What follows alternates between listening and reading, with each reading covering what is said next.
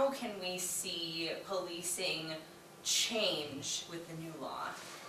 Yeah, when the reforms were passed last year, one of the concerns we had was that the authority that law enforcement was given and to some extent expected to exercise in the performance of keeping their community safe was the expectation that there will be times where reasonable force is necessary during an investigation, including an investigation where you may not have what we refer to as probable cause for an arrest, but we have what's called a reasonable suspicion that this person was involved in a crime.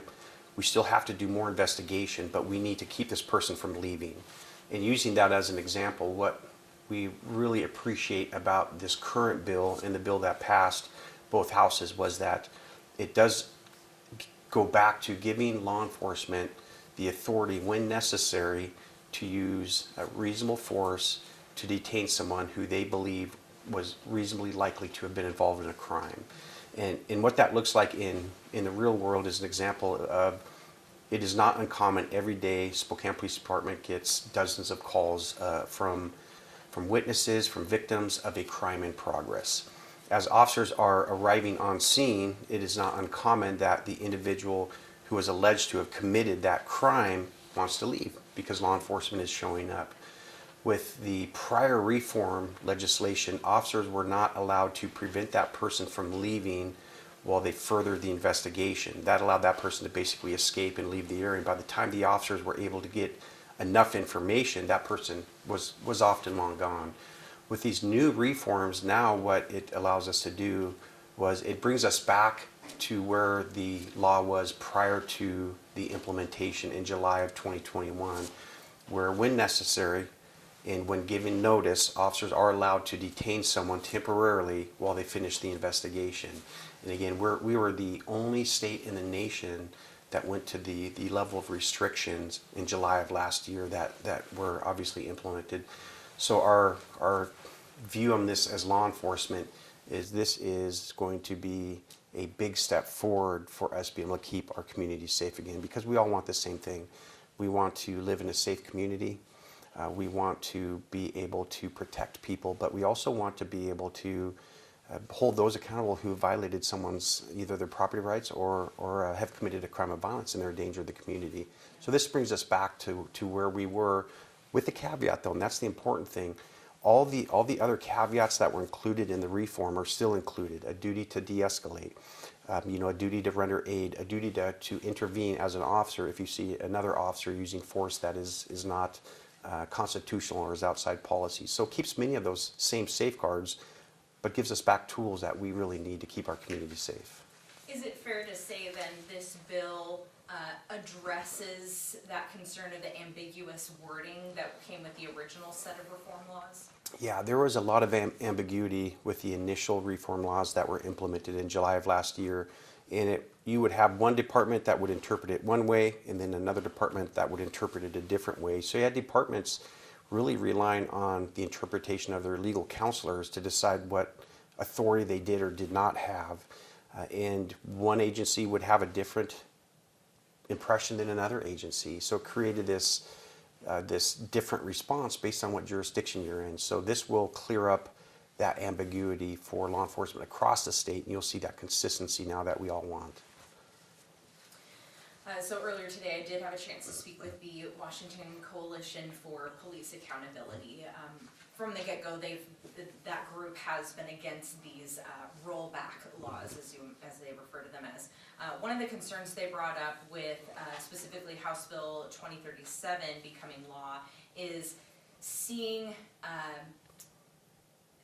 guess, the return of police violence against individuals or individuals of color being treated disproportionately. And I think that's the cornerstone of their police reform laws altogether, but they believe that bringing back this portion of officers being allowed to use physical force for that detainment, it'll bring back those concerns, or it'll resurface the work that they believe the bills have accomplished or starting to. I wonder if you'd like to respond to that. Yeah, in any encounter where force is used, especially when you look at a conglomerate of all the use of force engagements that involve law enforcement, there are many layers to this. There's not just one lever to a use of force. There is what is the crime that's being investigated. In the case law, the courts have even said there are different expectations of what is considered reasonable force based on the crime that you're investigating. So a jaywalker who perhaps refuses to cooperate with an officer who wants to contact them, that is going to be a different scenario than someone who is alleged to have committed a homicide, right? So there's different nuances based on the crime. There's also what is the level of cooperation or the lack of cooperation. What is the level of resistance? Is it verbal only or is it physical? Is that resistance that is physical directed towards escaping, or is it directed towards the officers that's assaultive as well? So then you also have the other layer as well, is that you do have officers that we all know, we've seen the videos, that do occasionally use force improperly as well. So there's many nuances to use of force.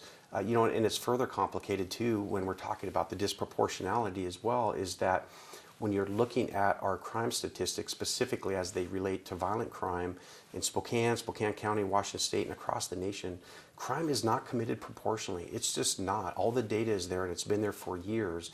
And when you're looking at that violent crime, and I have examined our violent crime for years, there's going to be a disproportionality, and that disproportionality is not caused by law enforcement, but the community still expects us to respond regardless of the demographics.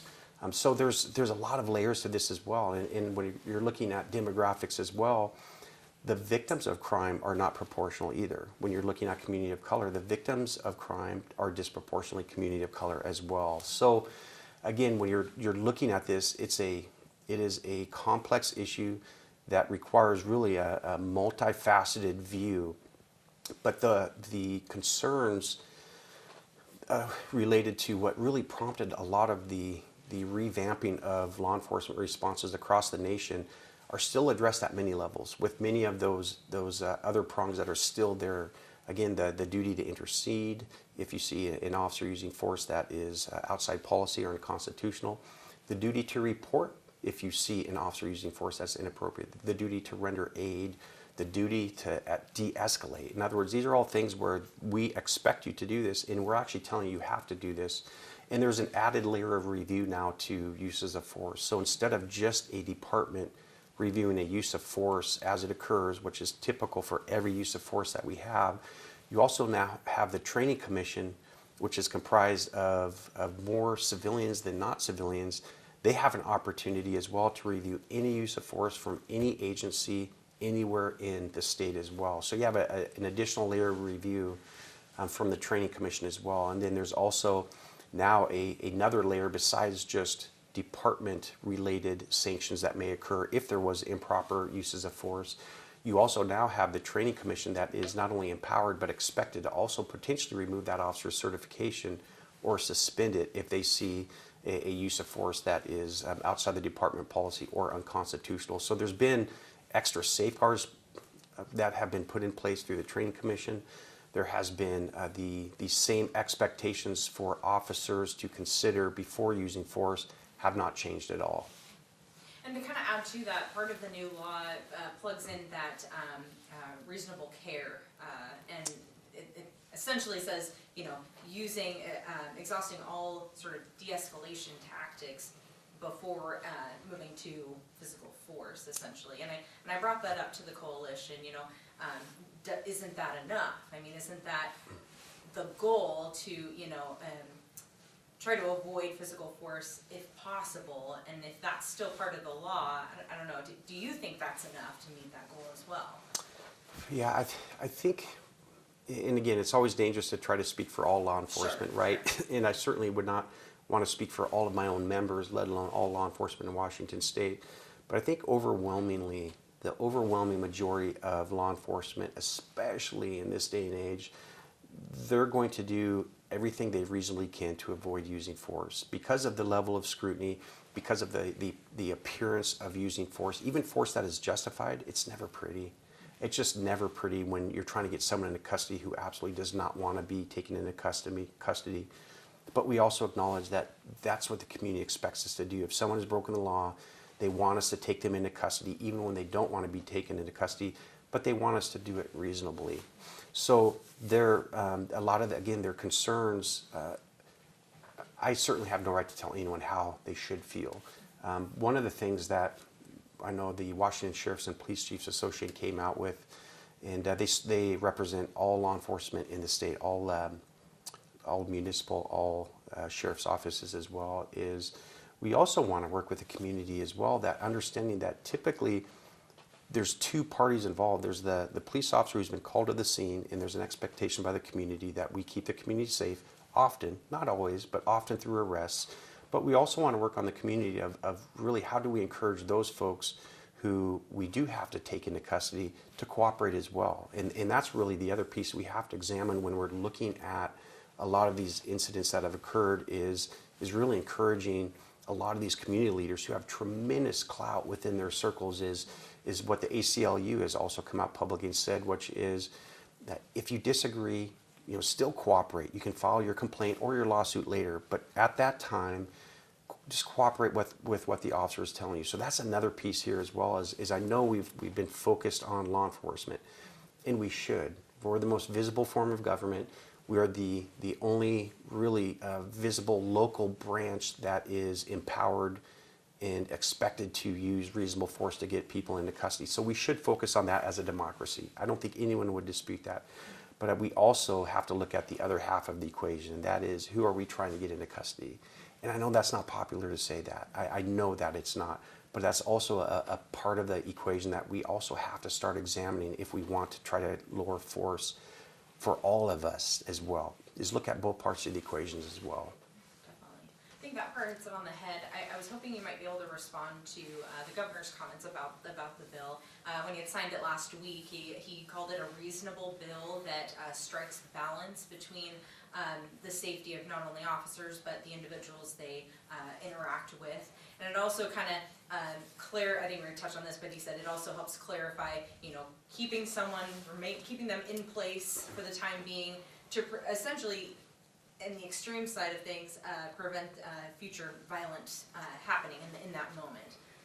So from that synopsis, sorry, there's a lot there, Yeah. but do you share that kind of idea of how this bill will operate? Yeah, I was really happy to hear the governor's statement, and I do agree. I think as he pointed out, in looking at the impact of the bills last year and the output that came from all of those bills versus what we were trying to accomplish, I agree with him. I think this was a necessary and reasonable update to the reforms, while also, again, acknowledging, and I think at some level he also acknowledged that we're keeping a lot of the same important prongs in these bills. And we can't forget that there are additional levels of review, such as the Training Commission, and also the duty to intercede, to report now if you see someone using force that they shouldn't. So many of the safeguards have remained in place, and I would say if you actually were to count them, you would find that more safeguards have remained in place than were updated during this reform.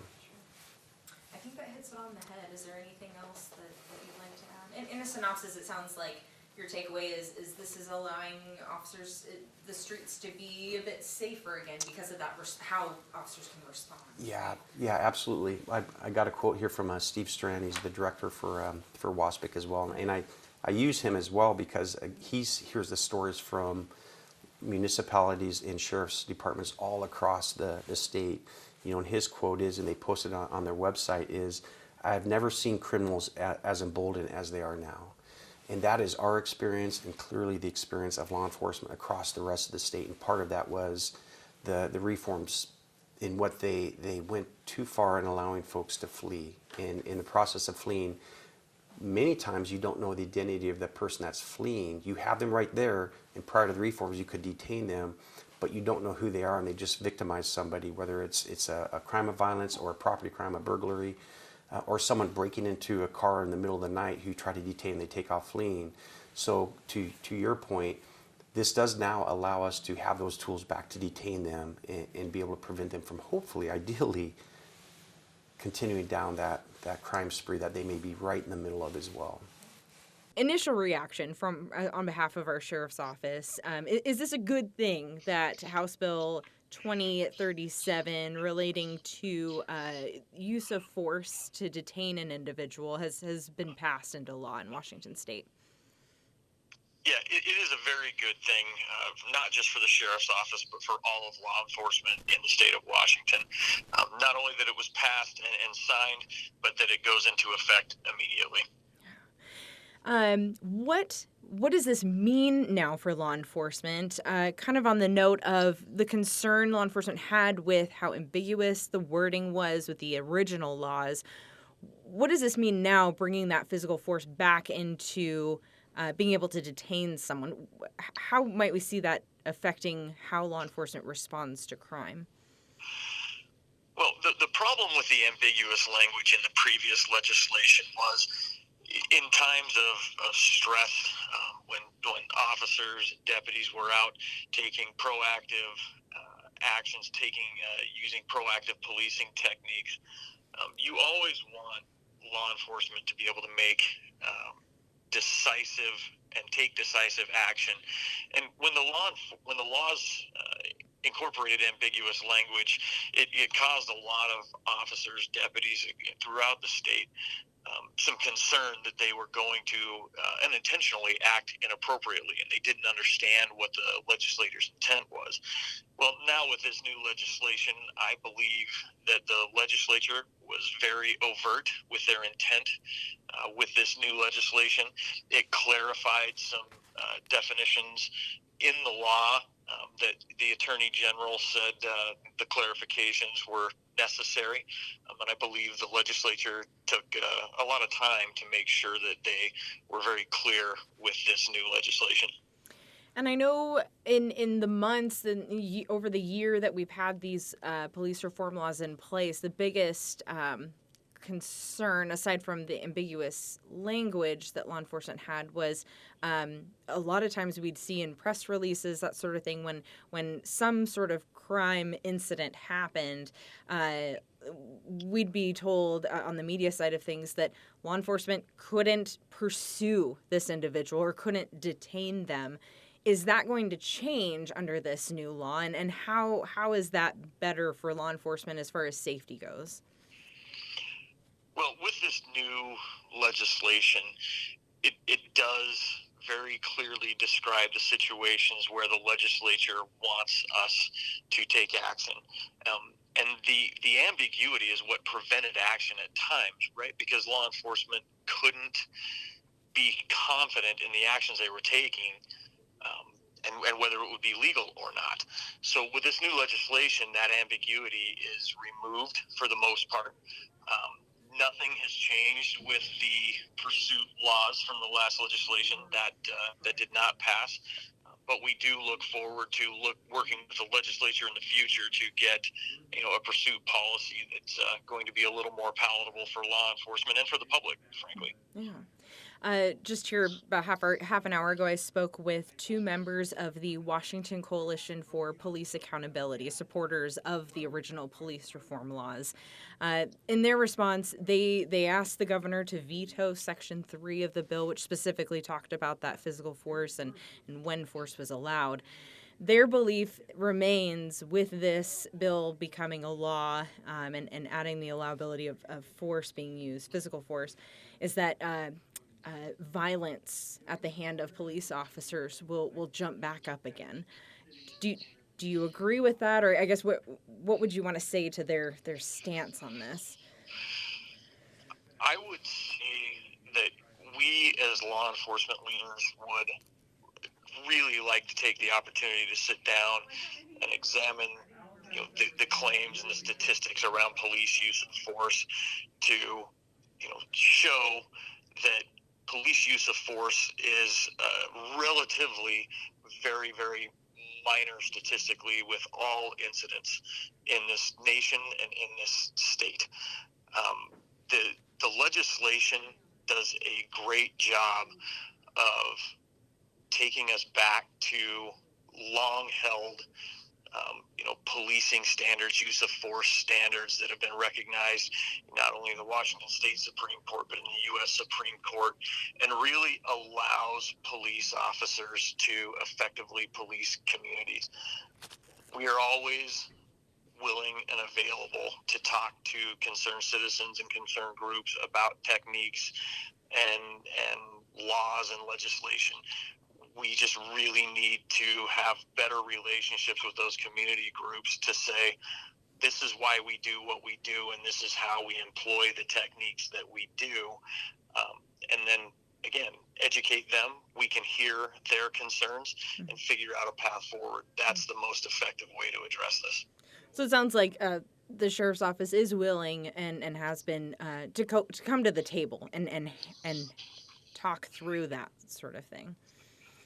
Absolutely. And I think this is probably the most important, and again, I'm not giving you great audio here. No, you're okay. Probably the most important fact that we need to take out of these last two legislations, and when we're talking about police reform, law enforcement leadership and law enforcement organizations are always willing to take a step back and look at how we do what we do, how we interact with our community, how we build trust with our community, and the things that we may do that erode trust in our community. What we absolutely have to have is when the legislature, when the governor, they want to take steps to reform law enforcement, we need to have solid relationships in place where we can sit down in a room together and we can talk about the ramifications of whatever legislation they want to enact. And we can tell them real world, if this is written, penned this way, this is how it is interpreted, this is what the effects are going to be out on the street. When we have those relationships in place, we don't end up with the confusion and the lack of understanding between the legislature and law enforcement and the citizens that occurred in 2021 into 2022. This was completely avoidable. We just need to make sure that we have the experts in the room and we have relationships in place. Instead of pointing fingers at each other, instead of blaming each other, we need to get everybody in the same room and talk about outcomes. Yeah, no, that's great. And when Governor Inslee had signed this bill into law last week, he had made the comment that he sees it as a reasonable law to allow officers to keep someone in place and from leaving the area, and essentially maybe to prevent further crime or violence from happening. I wonder, do you think that's the case? Do you think that will be? I know we kind of touched on it, but I wanted to hone in. Do you think that will be the case now that this law or this bill is in a law now? Yeah, I think if you read the actual language at the front part of the bill, I think the legislature was very overt in their intent. They do want public safety. They do want our communities to be safe. And I think this took a large step forward into allowing law enforcement to confidently go out and do the jobs that they're trained how to do.